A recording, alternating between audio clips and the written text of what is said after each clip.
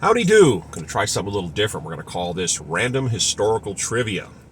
During World War II, all sides participated in espionage activities. And one of the bigger problems they ran into is once you have acquired what you shouldn't have, how do you get it out of the country? You can't just walk through customs with it. What they ended up doing is using Spain, because Spain was considered a neutral country, even though they did lean towards the Nazi side and kind of supported theirs. And then towards the end, they changed gears on that.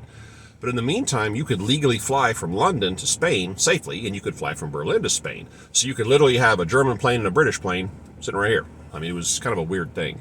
So a plane would come in, the routine was the same. It would land, the guy would walk out, he'd guide him in with little cross sticks and stop him, and then he would, chalk the wheels.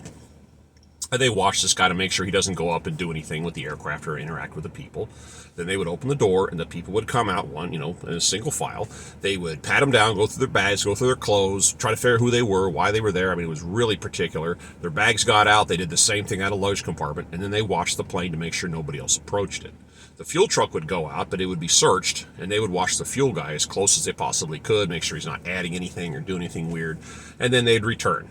And then they would load up the next group of passengers that once again went through all this pat-down procedure, all through their bags and blah, blah, blah, blah, got them all on the plane.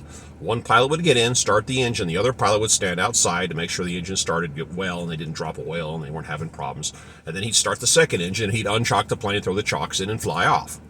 They did that through the whole war. Yes, the documents were in the wheel chocks.